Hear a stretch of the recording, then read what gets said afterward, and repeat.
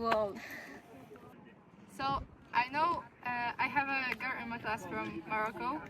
She's African girl, and oh my god, and that's why I am not scared of virgin people because she's nice, she's good. She even once bought me ice cream żabka. Yes. And Ada. You can't be afraid. There are nice people.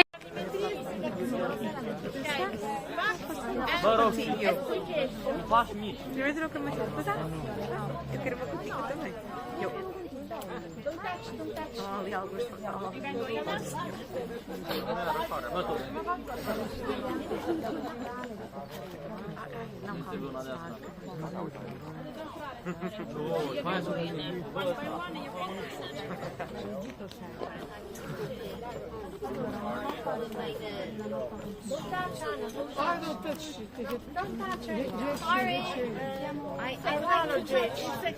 I'm like Spanish technology.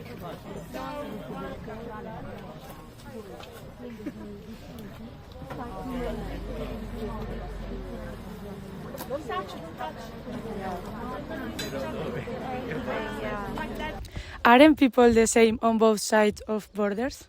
No, for example, the Basque Country is divided with a border, and in the north they speak French, and in the south Spanish.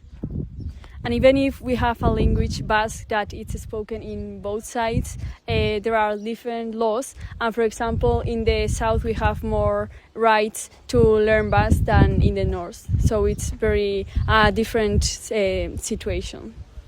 The borders also are separated by traditions. One side has different ones, and also history. Before there was a border, many traditions were similar. Aren't people the same on both sides of borders? All people are equal no matter what, because we are all born the same way, we all are raised the same way, all of us are human. Stop judging people by their stereotypes. All people in the world are equal. So my question for you, do you think people are different above the border? Well, borders separate communities because people on each side can have different language, tradition, cultures, and laws. Even if they live close to each other, their way of life can be different. I see your point of view. Öncelikle çok teşekkür ederiz bize kanalımıza ayırdığınız için. İsminiz? Nezihe. Türkiye'de ne kadar yaşıyorsunuz? 60 yaşındayım. 60 yaşındayım. Tamam. Peki nerede çalıştığınızı sorabilir miyim? Son 31 yıldır Ercik'teyim.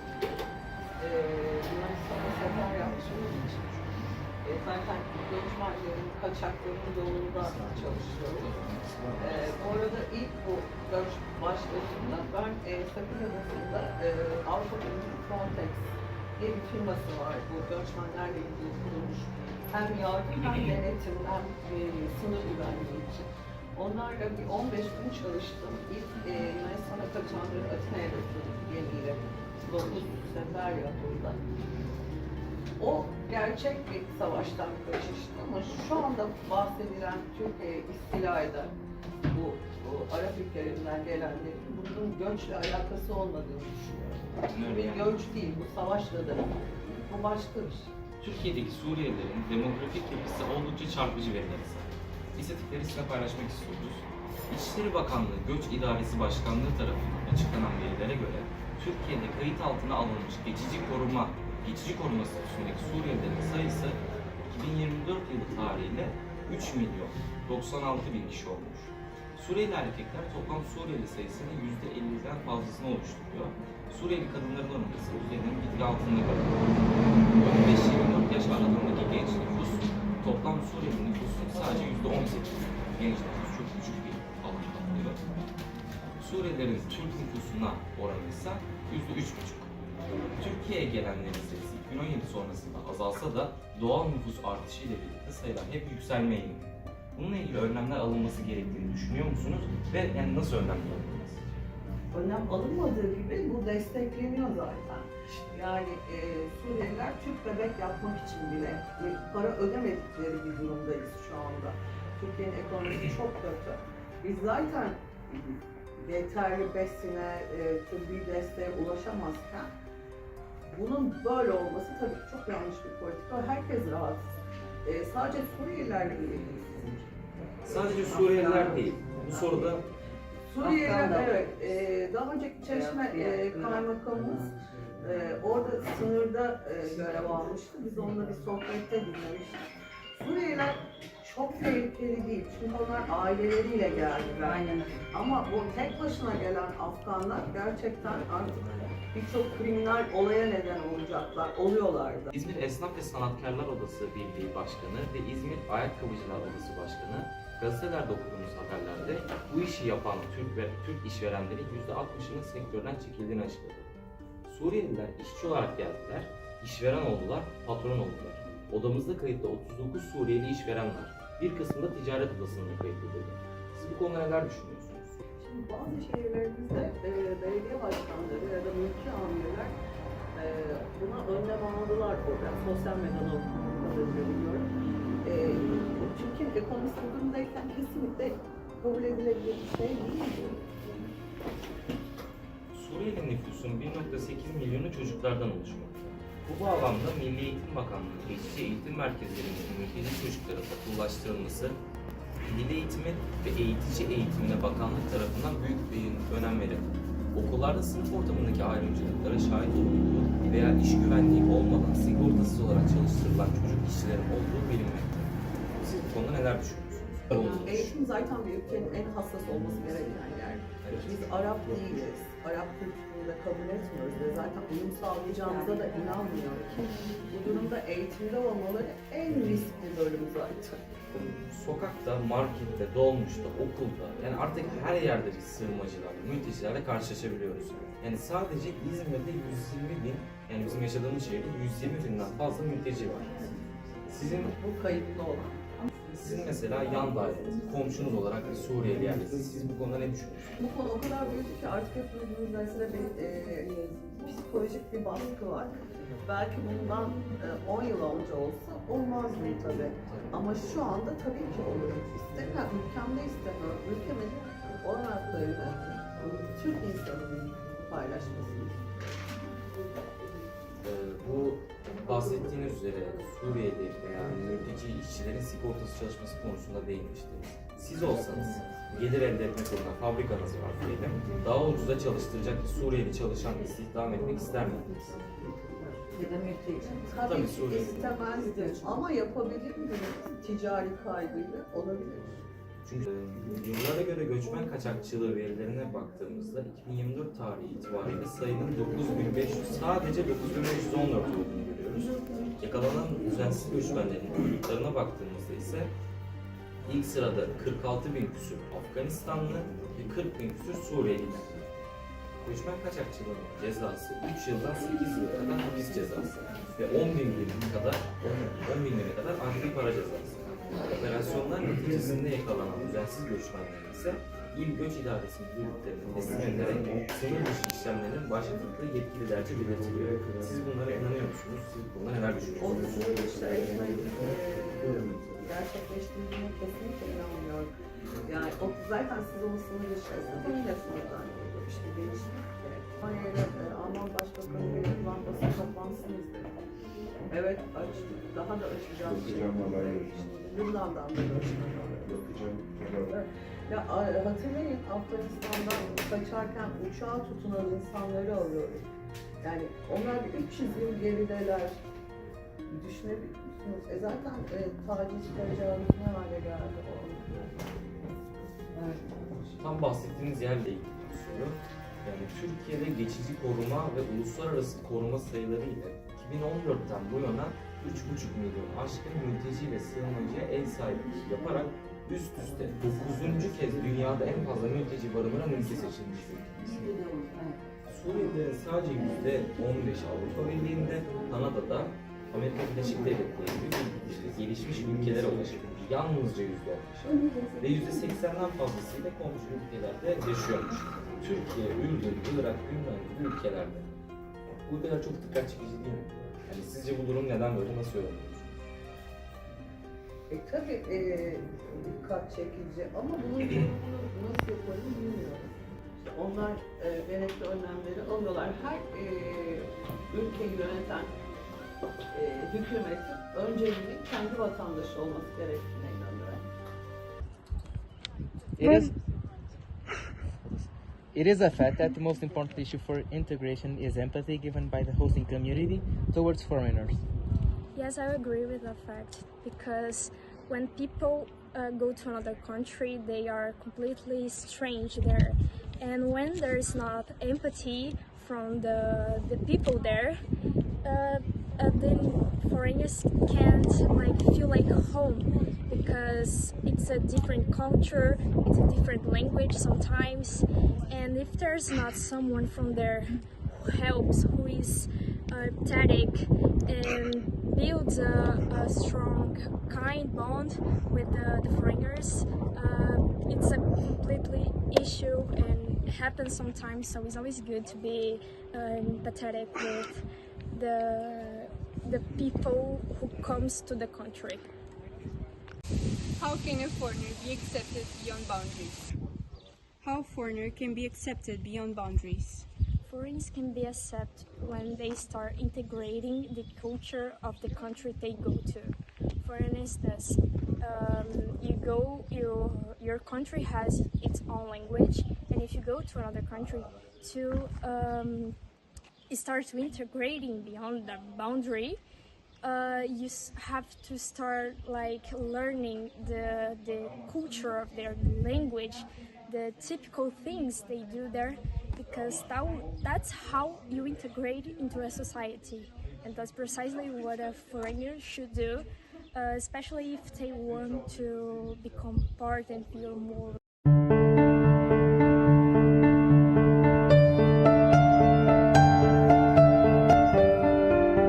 Sometimes it's the result of war, sometimes of dreams. Human stories are carried across borders, lives packed into a suitcase. Benim adım Bogdan Kostanko, Ukrayna'dan geliyorum. Benim hikayem sınır var, ötesinde başlıyor. Bize biraz kendinden bahseder misin? Benim adım Bogdan Kostanko, Ukrayna'dan geliyorum. Çeşme Bursa Denizcilik Lisesi'nde öğrendim. 18 yaşındayım. Annemle ve babamla kaldım. 2 kardeşim. Benim ve tarih araştırma orası. Ülkemizde göç kararı nasıl alındı? Bu süreçten bize bahseder misin? Annem ve babam boşandıktan sonra annem bir daha Türk'le evlendi. Ve öyle Türkiye'ye gelmeye karar verdi. Ukrayna'da bıraktığın hayat nasıldı? Oradaki günlük yaşamında en çok özlediğin şey neydi? Ukrayna'da bıraktığım hayat, yani ben seviyordum o hayatı. Çok güzeldi. İlk 4 sınıfı orada okudum. Küçük şehirde, İrpin diye küçük bir şehir, Kiev'in yanında. En çok özlediğim şey galiba o orman yürüyüşleri. Çok güzel ormanlar var burada. Orada yürümeyi severdim. Sınır kelimesi senin için ne ifade ediyor? Ülkelerin ve milletlerin birbirinden ayıran hayali bir çizgidir bence. Göçün sana öğrettiği en büyük şey neydi? İnsan aynı insan kalır. Yani kendinin duyduğu sıkıntıları, iç sıkıntıları her yerde aynı olur yani. Bir şey değişmez. Sence göç sadece fiziksel bir yolculuk mu? Yoksa başka nitelikleri de var mıdır? Bence vardır çünkü insan birazcık farklı oluyor başka bir yere gelince. İşte kültüre göre uyum sağlıyor, konuştuğu göre uyum sağlıyor ve bazı insanlar bunu görüp değiştiğini düşünüyor. Kurumuza gelmeye nasıl karar verdin ve arkadaşların arasında kendini nasıl hissediyorsun? İlk önce mühendis olmak istiyordum. Yani ne mühendisi olacağımı bilmiyordum. Ondan sonra araştırmaya başladım. İşte buldum burada. Bursa Denizcilik Lisesi diye buldum. Ondan sonra tamam dedim. O zaman gemi mühendisi olacağım. Yani bu okula geldiğimde zaten Türkçe bildiğim için o kadar zorlanmadım yani sosyal olarak. Sence insanlar göç edenleri daha iyi anlamak için ne yapmalı? İlk önce bence bütün insanlarla şey gösterilmelidir. Zaten bütün insanlar bir zamandır bir yerden göç etmiştir. Yani hiç kimse öyle toplumun bulunduğu yeri direkt orada yaşamış, çok nadiren görülen bir şey. Yani herkes neredeyse göç etti. Gençlere senin gibi göç deneyimi yaşamış birinden nasıl bir mesaj vermek istersin? Yani göç ettikten sonra en önemli olan şey bence iki seçenekten birini seçmek. O da asimile olmak ya da kendi geldiğin ülkeden ya da topluma geri gitmek. Olmasaydı dünya nasıl bir yer olurdu? Bence dünya haos olurdu ama o taraftan da insanların kültürleri birbirine geldiği için gerçekten bence çok farklı bir şey olurdu ve bence çok güzel bir dünya olurdu. Katılımı için teşekkür ederiz Volkan. Teşekkür ederiz. Migration isn't just a change of location. It's a journey of one heart finding a home in another's heart, a journey of brand new beginnings.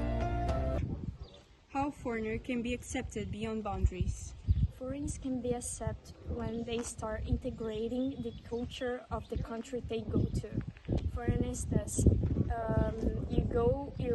your country has its own language, and if you go to another country to start to integrating beyond the boundary, you have to start like learning the culture of their language, the typical things they do there, because that's how you integrate into a society, and that's precisely what a foreigner should do, especially if they want to become part and feel more. BO and the subject Geography C, we interviewed a colleague from the school of Thai nationality. We asked her about the reasons that brought her here, as well as her adaptation in the ESJP school community. For this work, we took information and statistics from the Poor Data Portal and school archives that allowed us to understand a sample of the numbers of resident foreign population, according to the 2021 census, in Portugal and in our city, Montijo. We can also observe a sample of colleagues from other nationalities at our school in October 2024. As we can see, the immigrants who reside most in Portugal are those of Brazilian nationality, followed by those of Angolan nationality, and the immigrants who reside the least in Portugal are those of Thai nationality. We can see that the immigrants who reside in Montijo are mostly of Brazilian nationality and less of Thai nationality, and finally, the immigrants who study at ESJP are more of Brazilian nationality and Angolan nationality and less of Thai nationality. In fact, the only student at the school who is Thai was our interviewee. Okay, so do you agree this conversation will be recorded? Yes, no problem. Okay, so first please tell your name, your age, and your nationality. My name is Tisha Kwame. I'm 17 years old and I'm from Thailand. Alright, first question. How long have you been in Portugal and why did you came here? I came here like 4 months and I came here because my parents work here. What do they work? Working, driving. Second. What did you felt when you first came here? How was a different country? Everything is new for me. I have to adapt to everything. Yes, the weather, people, everything. The food is different too? Yes. Coming to a new school, new people, new teachers, did you feel like you were bullied or did you feel that we were friendly? No, I don't think so because everyone is really nice for me, friendly, yeah, the teacher too. Did you make some friends, Portuguese people? Yes. What subjects do you learn here? History. Yes. Probably geography too. Yes. Have you learned something in Portuguese? Yes, I have learning Portuguese, but I cannot speak that good. Do you know some words? Yes, I know just a little of Portuguese. Can you tell us some words? Hola. Okay. If you were in your school, in your country, and you received a Portuguese person in your class, would you help them, or what would you do? Sure, help them because I feel like they in the new country, like they don't know anything like me here for the first time. I will help them. Do you have any project for the future? Do you know what you want to do? Yes, I know I want to be for the future. I want to be a hostess. A hostess, you know. Yeah. Yeah. And in Portuguese. Okay, so you want to stay in Portugal? Yes. Do you like to visit some country or something in Portugal? Yes, I want to go like another city. Yeah, travel around. Do you have something that you like to do here in Portugal? Yes, I like to go out with friends, Portuguese friends. They are nice. It's good to feel the Portugal air, something like that. Like, what would you say to someone who comes here and is afraid? I'm gonna tell them like, here is not every like. Can you like? I will tell you to try to make some friends, talk to someone, because it's not like everyone is friendly. Like, don't be afraid. Yes. You want to learn some more? I want to know run in Portuguese. Okay. Run is correr. Correr. Correr. Correr. So you have difficulties with the R, like correr. Correr. To say hectare in Portuguese. Pastéis. Pastéis. Pastéis. Pastéis. De nata. Nata. Okay? Pastéis de nata. Pastéis de nata. Pastéis de nata. Pastéis de nata. Okay, that's the food. That's your favorite food, right? Yes. Okay, so pastéis nata, it's more common here in our zone, but there's a lot more dishes that you should try. Have you tried some that you don't like? Some food that you don't like? I have to answer. If you don't have one, you don't have to answer. Yeah, I don't have to. Okay, okay. So I want to say thank you for doing this interview, and I hope you have a wonderful school year and you make more friends here. Thank you so much. Thank you too. Hello everyone, we are transnational team number 3 consisting of Patricia, Kalina, Lema, Christians, Niklaus, Jakob, Ahmethan, Oda. and we're gonna interview some immigrants and refugees that arrived in Cluj. What do you know about Romania's natural cultural heritage? Do you find it worth visiting, spending a holiday? Romania culture and heritage is fine because I felt maybe in different parts of the country they have different culture and traditions, and at least I've been to so many parts of this country, so like Piatania, like Buzău, like Galat, like Timișoara, like Sighișoara. Actually, part of the country I've been to, and the culture is fine, and at least I believe Romania are more open and they are not mean the way I see them, and friendly. Have you ever experienced a cultural ethnic shame disapproval? No, never actually.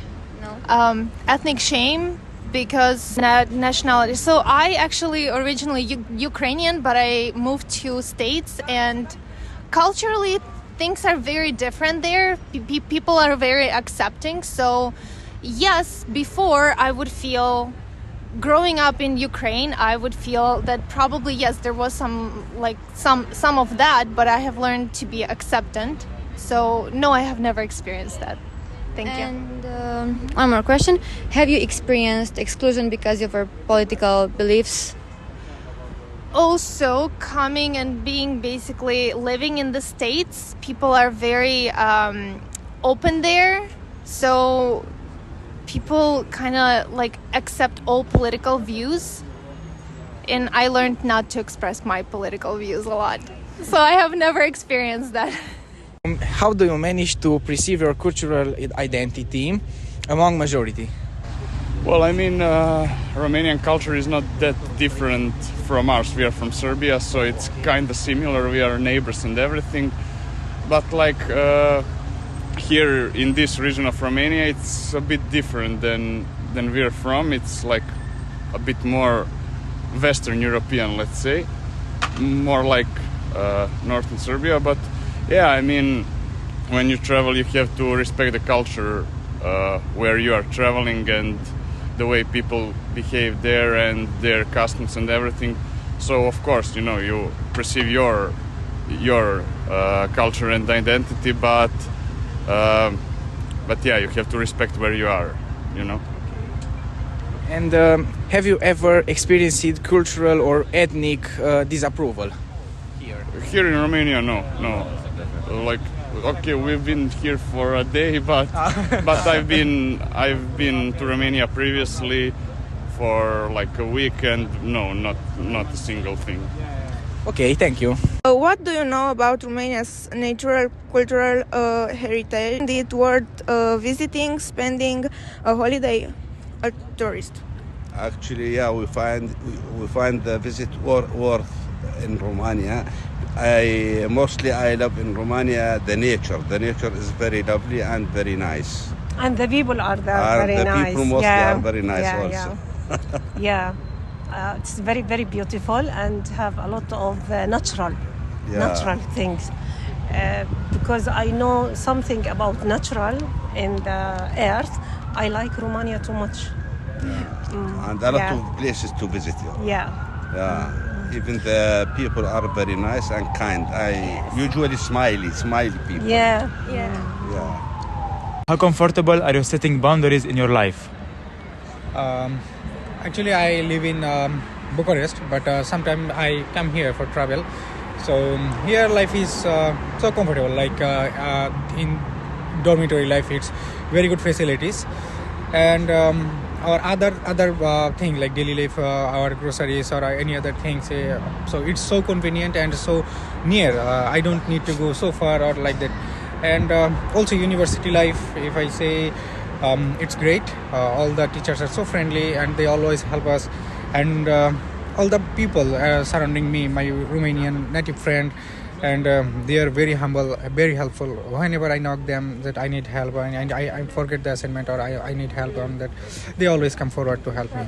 So here life, if I study or if I say the city life or like that, so everything is like to me amazing. Okay, so thank you. He was helping us like to speak. They was speaking in English. If you was sitting in the center, you need help. You need to go to a location. Yes, they was helping us. I liked the life in Timișoara. Also, the Romanian people.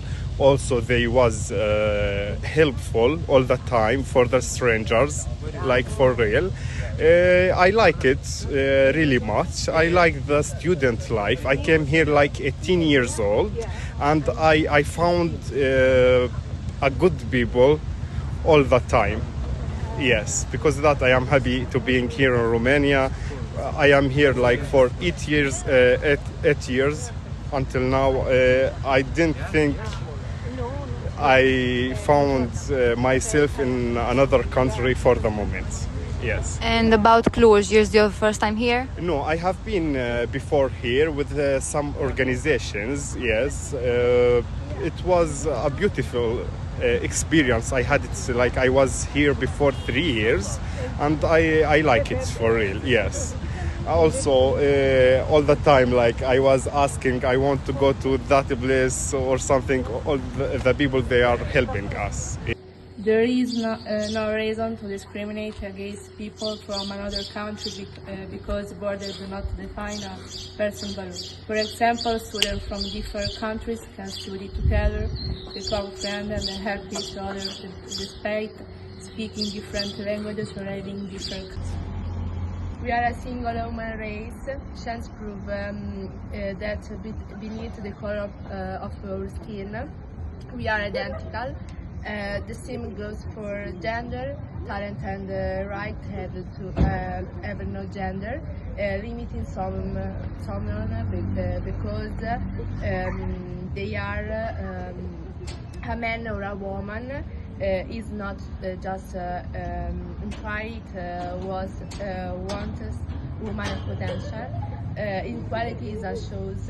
Let's show equality and build a world where everyone has the same freedom to succeed.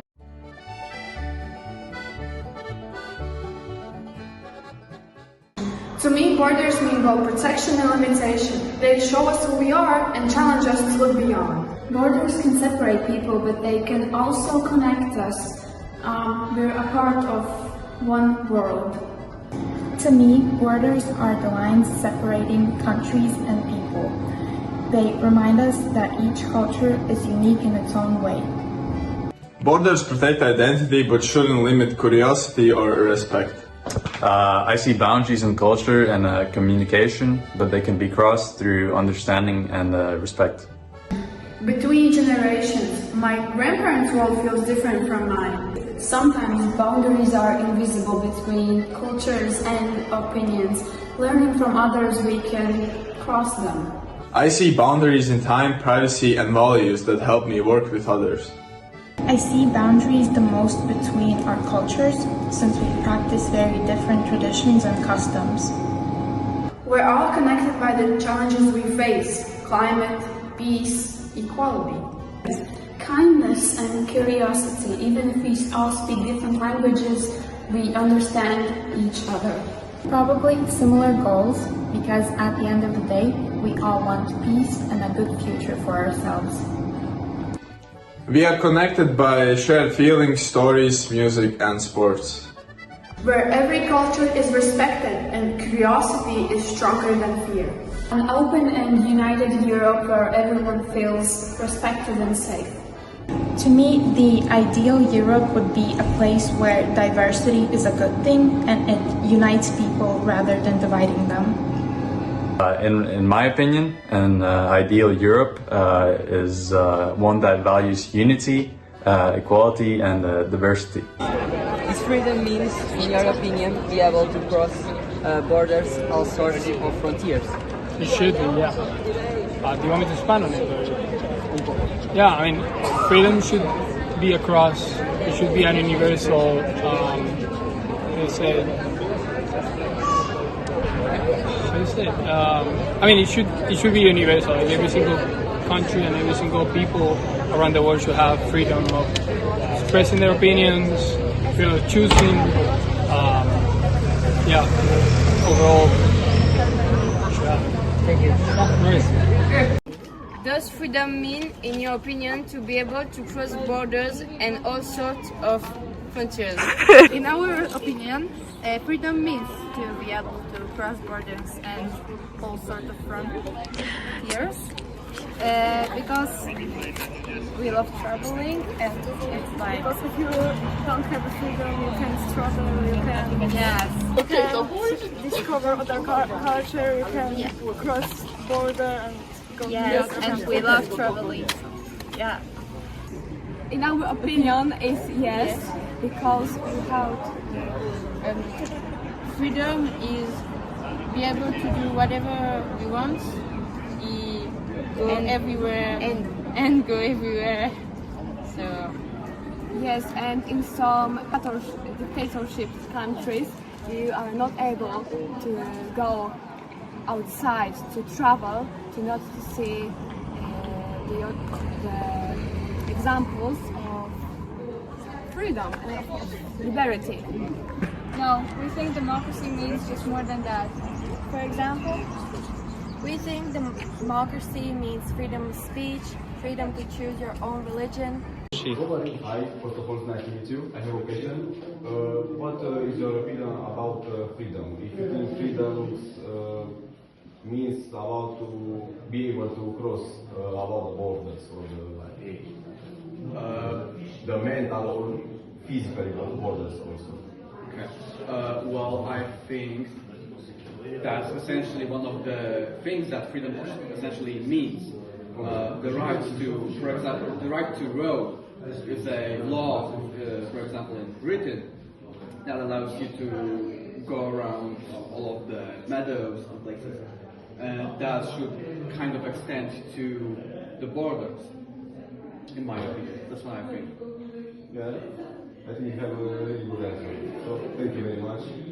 I love you. So I want to ask you if freedom means anything to you, and if crossing borders and traveling is an important subject. I think freedom is really important, but I don't think only the freedom to move is the most important freedom. For me, it's more important like the social freedom or mental freedom to think what you want or do whatever you want, not only move. Yes, and the ability, the right to cross in other country. What do you think? Should everybody have the same right to cross and travel to different states? Yeah, I think everyone should have that right, because I think we are all citizens of the world and we all should have the possibility to